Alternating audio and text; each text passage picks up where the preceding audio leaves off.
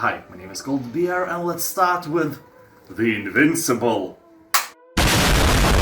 The Invincible was written by Polish writer Stanisław Lem, the author of the very well-known Solaris. In general, I think that The Invincible should have been a movie, but I will take a game as well. So the plot of the book, I will try to tell you without spoilers, is revolving around an expedition who has landed on a distant desert planet, much like a Mars, but an itsy-bitsy teeny-weeny more alive one. And then bad things start to happen. Duh. All I can say that this plot is not a usual one where you land on some creepy rock and then some monsters start snatching your crew one by one. It's not like that. If you remember Solaris, you can realize that Stanisław Lem tried to avoid cliches and think of something more intriguing. So I can promise you that The Invincible is not a cliche story. It is really good, less psychological if you compare it to Solaris and more action-oriented. Also, if you played Firewatch, you will see where they took the inspiration from.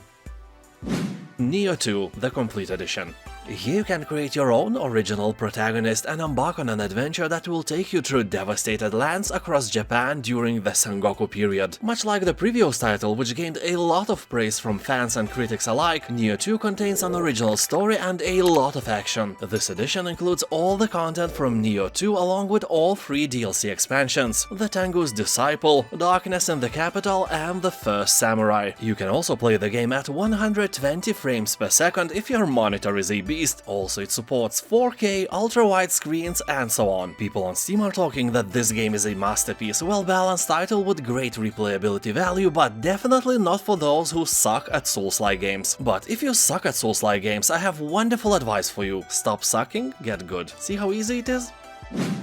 Animal Well. Upon release, this indie project hit the gaming world like a sledgehammer. Everyone was like, "Dude, have you seen that game? It's so good!" And it still holds that rating with above 90% of positive review score. The art and atmosphere of Animal Well is absolutely stunning, and is a treat for everyone who likes games like this. Also, it doesn't hold your hand or you know, that other thing. The decisions you make, the puzzles you solve, the exploration part, everything is awesome. It's weird to realize that all of this was made by one man. Like seriously, I've heard that he even made his own game engine, instead of just using some already available. So either he was very talented or very poor. The talent is obvious, and after selling close to 1 million copies, he's definitely not poor anymore. Anyway, let's not count other people's money and instead count our own. If you can afford the game, it's a must-play, no doubt. The Thaumaturge. This is an isometric, story-rich, turn-based combat RPG. The year is 1905. The city of Warsaw lives under the rule of imperial hands. Its inhabitants constitute a diverse group of different ancestries, views and beliefs with often conflicting interests: soldiers, merchants, simple townspeople, and more. Despite the circumstances, the city is a buzzing metropolis where you can attend a breathtaking party with the high society and later get robbed in one of the dark alleys. Well, sounds like any city today, but there is a catch. You are some kind of a warlock, a Thaumaturge as they are called here, because you inherited the power to tame magical entities. You will utilize their mystical abilities to discover secrets hidden within the human soul and speak to the darkness itself. People are saying that the game has a great story, has complex but easy to learn combat, and is set in a relatively open world. The only flaw here, in my eyes, is that the game is set in Poland and not in Goldbeeristan, but no one is perfect. Pumpkin Jack. With more than 90% of positive review score on Steam, this hack-and-slash adventure platformer should grab your attention by its balls. Wait, what? Shut up. Here you'll travel across dangerous landscapes in levels featuring alluring atmospheres, each crafted with vibrant color palettes and cool lighting effects. Here you must master the art of combo attacks, learn dodging and timing to survive dynamic real-time battles. You will unlock powerful weapons and solve puzzles that focus on physics. Use your flaming head to burn books, hammer some moles, and create pathways for magic spheres as each level introduces new challenges. You'll also find helpful companions to assist you on your journey, including an owl to guide you along, and a crow itching to assist you with long-range attacks. This game is meant for pure entertainment. Great visuals, interesting storyline, and dynamic battles await you here. Also, the humor is quite nice as well. POSTAL, Brain Damage. In this boomer shooter spin-off of the POSTAL franchise, things are about to get weird. Everything happens in your brain, and that brain is not a healthy one by any means. Overwhelmingly positive reviews left by thousands of players say to us that the idea and the execution here is flawless. In-game you will encounter fast and challenging enemies and diverse environments. Also you will enjoy crude humor, nicely presented gore and fantasy violence. Anyway, people on Steam are saying that this is a great game with fantastic art and super entertaining gameplay. Absolute gem and a must-play. Northgard. This is an RTS game based on Norse mythology in which you play as a clan of Vikings vying for the control of Mysterio's newfound continent. In this simple strategy game you will find lots of victory conditions, atmospheric music, changing seasons and, as you can see, pretty nice art design. Also, the game has a decent campaign with a pretty good story. Sadly, as I've mentioned many times before, Northgard's AI is cheating with infinite resources and manpower, meaning that developers couldn't create really good intelligence that could win against humans on its own. Well, I know that many strategy games do not have strong AIs, but they at least try. But you never know, maybe developers were AI geniuses, but they were afraid of accidentally making Skynet. You know, being accused of making a bad AI is one thing, but being responsible for a robot uprising that destroyed human civilization? Yeah, you know, better safe than sorry. Nevertheless, Northgard is a good RTS game for a few days, or maybe more. Maybe you will fall in love with it. You know, like tapeworm falls in love with your guts. Crashlands. In this open-world survival crafting game, you are a galactic trucker whose latest shipment gets derailed, leaving you stranded on an alien planet. As you hustle to get back your packages, you'll become involved in a nefarious plot of world domination, which will require all of your wits to overcome. Here you'll learn recipes from the local sentient life, make new friends, uncover ancient secrets and fight deadly bosses. You can also tame everything and build yourself a home away from home as you learn to thrive in this unforgiving world. People on Steam are saying that the game is entertaining with funny dialogue and challenging combat. Almost 90% of the reviews are positive. Thymesia.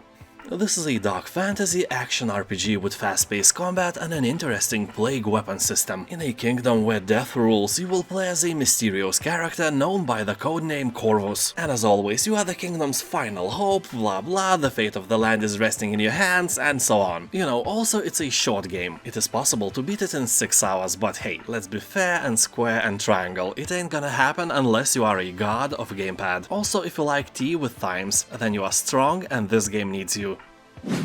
Tropico 6. This is a strategy city builder sim. You will become a mighty dictator or a peace-loving statesman. You will shape the fate of your very own country, mostly by building cities. Of course, you will also raid foreign lands to steal their wonders and monuments. There is no surprise that here will be a lot of politics. You will have to balance between political parties to keep everyone happy, or you might be invaded or rebelled upon. The learning curve of this game is quite steep, that is if you never played a city builder before. Even if you played, it can be quite painful to that tiny organ in between your ears, although the game has a tutorial where you can learn all the game basics, so don't worry. Well, honestly, worry. The Bloodline. This is an open-world fantasy action RPG where you will take on a role of a descendant of a magical lineage. You are gifted the power of foresight by an ancient god to protect the world from evil. Here the adventure is yours. You will follow quest lines to help the people or roam the world freely at your own pace, allowing organic opportunities or organic deaths to arise. You will reform bonds between kingdoms, construct a village and prepare the world for the return of evil stuff. Just like in the Elder Scrolls games, here you will explore the world, join various guilds, hunt magical creatures, or become a bard at the local tavern. The game doesn't hold your hand or penis, you can enjoy and experience it in any way you desire. The Lord of the Rings: Return to Moria.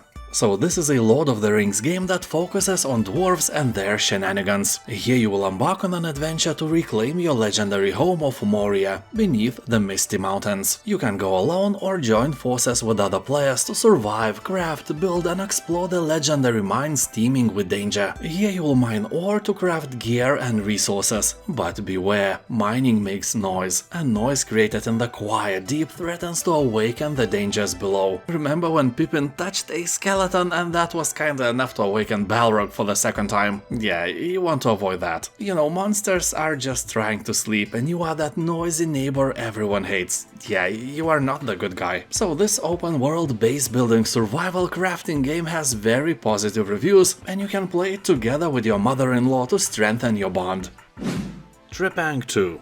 He will take on the shoes of an escaped soldier who has no memories of his past life but is infused with supernatural abilities. All you want is revenge for something, you know, and you'll stop at nothing. You will deliver devastating punches, sneak around in the shadows, wield powerful weapons, and give the bad guys a taste of their own medicine. Or a taste of pineapple in the potato salad, which is way worse and should be banned by Convention of Geneva or something. So anyway, as you can already tell, the game has strong horror vibes and has visuals and atmosphere similar to legendary Fear games. Here you'll find 6 difficulty levels, so even if it looks hard to crack, on easy it is quite easy. Game has above 90% of positive reviews on Steam, and you can play the free demo version as well. Wall World. This is a mining roguelite with tower defense elements and a very affordable price. Here you'll explore procedurally generated mines and discover fantastical biomes, find resources and technologies and purchase valuable upgrades, fight off hordes of aggressive monsters using your mobile base and roam the world freely day and night in various weather conditions, find traces of the others and boldly mine where no man has mined before. The game has a really fun concept, beautiful art style and reminds me a bit of a Dome Keeper, another beautiful indie game. People on Steam are saying that the game has a great replay value and a bit of a boring ending, but this game is the journey, not the destination. Deep Rock Galactic. This is a 1 to 4 players first-person shooter featuring badass space dwarfs and 100% destructible environments. Here you can play alone or work together with other players as a team to dig, explore and fight your way through a massive cave system filled with hordes of deadly enemies and valuable resources. Pick some powerful guns like flamethrowers, Gatling guns, portable platform launchers, and show those puny aliens who's the boss. Dwarfs may be small, but they are really powerful. We in Lithuania have a saying, Neugis or smugis. Meaning not the size, but the punch is what really matters. And your punch is really, you know, probably weak in real world, but really impactful for the alien population in these dangerous caves. People on Steam are talking that there is no reason not to play this game, and I have to agree. Show those monsters the true meaning of extinction. Rock and stone, baby. LA Noire. This is a violent crime thriller that blends action with true detective work. You will search for clues, chase down suspects and interrogate witnesses as you struggle to find the truth in a city where everyone has something to hide. And when you try to unearth the sinister secrets, there is a huge chance that someone will try to silence you for good. During Hollywood's golden age, you play as LAPD detective thrown headfirst into a city drowning in its own success. Corruption is rampant, the drug trade is exploding and murder rates are at an all-time high. So in your fight to climb the ranks and do what's right, you must unravel the truth behind a string of arson attacks, racketeering conspiracies and brutal murders. People on Steam are saying that civilian casualties are just a part of the job, and the game itself is like a noir GTA 5. Oxygen not included. Here you will find that scarcities of oxygen, warmth and everything else are constant threats to your colony's survival. You will guide colonists through the perils of subterranean asteroid living and watch as their population grows until they are not simply surviving but thriving. You know, like Bear Grylls in nature, except here you don't need to drink your own piss. Though you can do that if you want in real life, I'm not judging you. So here, just like in Dungeon Manager games, everything in your space colony is under your control. From excavation to resource allocation right down to plumbing and power systems. Resources will begin depleting with your first breath, so be sure to dig fast if you want to live. Your inhabitants each have different and potentially destructive ways of reacting to stress, so be sure to always keep them happy, whatever the cost, or they will all go amok and you will have to start over again. Ghostrunner 2. In the second part of this legendary game, you will adventure through a post-apocalyptic cyberpunk future. It takes place after the fall of the Keymaster, a tyrant who ruled over Dharma Tower, which is the last refuge of mankind. Now you have to take on the violent AI cult that has assembled outside the tower and shape the future of humanity. Their only demand is that humanity should put pineapple in every bowl of potato salad. Blasphemy! An absolute heresy, so you should eradicate this cult once and for all. So here you'll find new katana combat mechanics, a deeper exploration of the world beyond Dharma Tower, non-linear levels with complex motorbike sections, new modes and all the action you loved about the first part of the game. Plus boss fights are more interactive, giving you freedom to choose how to survive battles against the toughest opponents. The review score is very positive and everyone is praising great voice acting, intriguing story and saying that if you like the first part, there is no way that you won't like the second as well.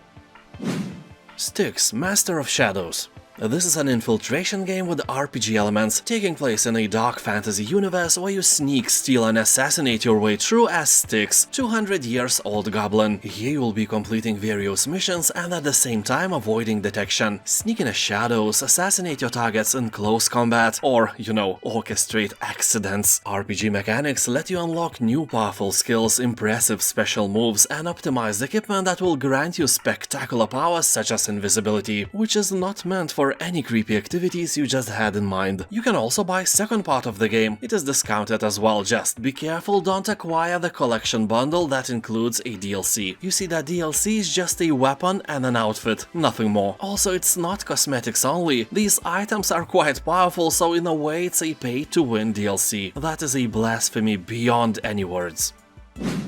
GTFO. This is a 4-player cooperative game. Good news for you, since you are obviously short of friends, the vacuum of your life can be filled with bots here. Playing with them can be irritating at first, but when you learn their mechanics, it's actually quite fun. Said every lonely person ever. Oh, shut up. Of course, game developers still recommend playing with real people since the game requires a level of communication and tactical combat, and a good strategy is necessary to win the game. Many of the creatures of GTFO are suspended in state of hibernation, so light, noise and vibrations can easily wake these sleepers up. Better leave your multi-purpose noisy vibrating flashlight at home, so if one of the creatures knows you are there, they all know. Be cautious when deciding on shooting. This game will truly test your patience, since it is a hardcore shooter and it doesn't have a difficulty setting. Although despite the fact that the graphics and atmosphere are amazing, GTFO can become quite repetitive rather quickly. And now thank you for watching, have a nice day and I'll see you next time. Subscribe.